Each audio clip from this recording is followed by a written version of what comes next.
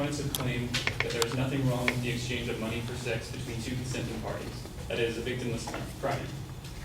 However, this goes against years of legal practice and the important reasons we have upheld these laws. Professor Joshua Price of Birmingham University states, "There is a belief that sexual intercourse with a prostitute cannot count as rape. With beliefs such as these, we can see how easily a person can be demoralized and dehumanized in the industry." He also states that the outlook being entertained by police in these situations is that prostitutes, having made themselves sexually accessible in a certain way, have surrendered permanently their right to withhold consent.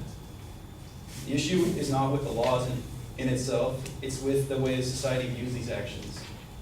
It's hard to imagine that by changing the legalization of brothels, that we'll see a change in the societal views of prostitution.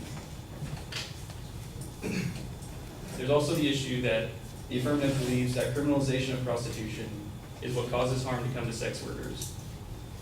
Prostitution is simply a crime that has negative aspects in and of itself. Researchers for the University of Rhode Island found that it is estimated between 75 and 95% of prostitutes were abused as children. It's likely that whatever environment they grew up in has continued into their adult life, and they face future abuse on a day-to-day basis from this. Also, many in prostitution are below the legal age of consent, as found by Sarah McNaught, journalist for the Boston Phoenix. The average age at which young women or young men enter into prostitution is 14 or even younger.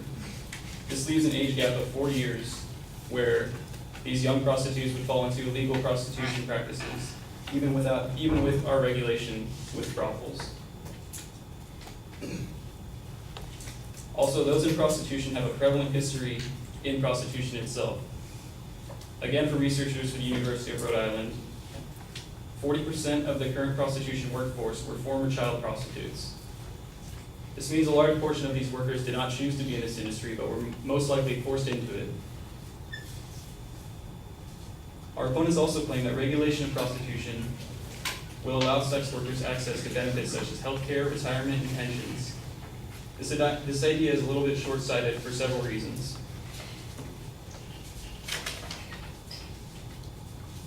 Prostitutes find themselves in this industry because of bad circumstances.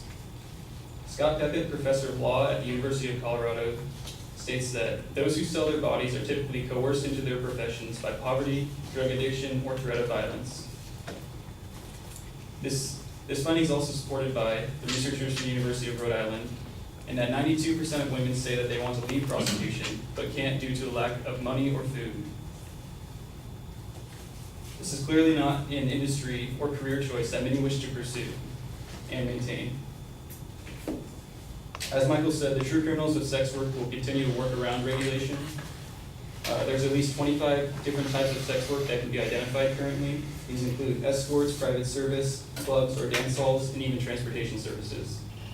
This leaves a lot of different venues that these people that are doing these legal practices can continue to maintain those in. Also, there's simply no way to provide the benefits that our opponents discuss, such as health care, retirement, to anybody working in a brothel. The U.S. Department of Justice states in its report, Street Prostitution, that most sex acts performed by prostitutes take up to 10 minutes in a car and 25 minutes if performed in a room. They also state that the typical street prostitute works between 6 to 8 hours a day. During a working day, the street prostitute averages between 3 to 5 clients. Just looking at the logistics alone for this scenario, if a prostitute were to work 8 hours a day at a brothel to achieve a 40-hour work week and be capable of receiving benefits, this would require roughly 16 clients per day, which is about 3 times more than the average of their client base right now. If you choose to base the benefits on hours,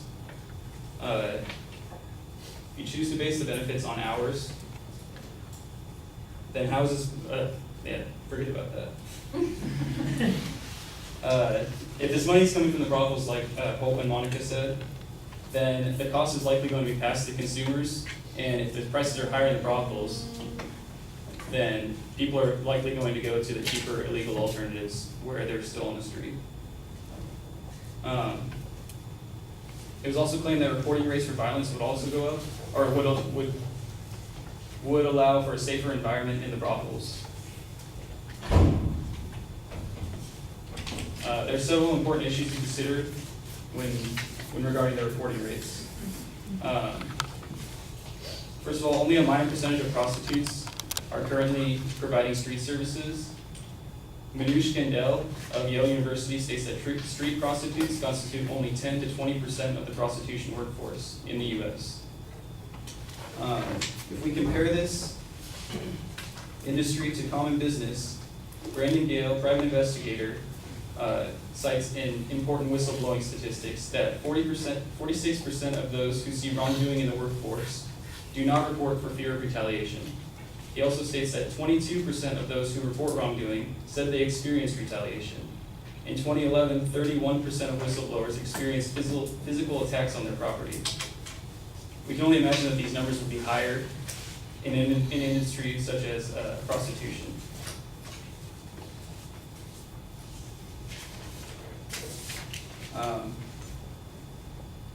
Finally, the U.S. does not want to condone these practices within its borders. Professor Richard Kirkham of Cal Poly Pomona cites in one of his lectures that a pimp by definition is a person who controls prostitutes and takes part in their earnings. By taxing prostitution, the U.S. government essentially becomes a pimp, which is exactly what Pope and Monica wants to do. Yeah, I'm going to end it on that.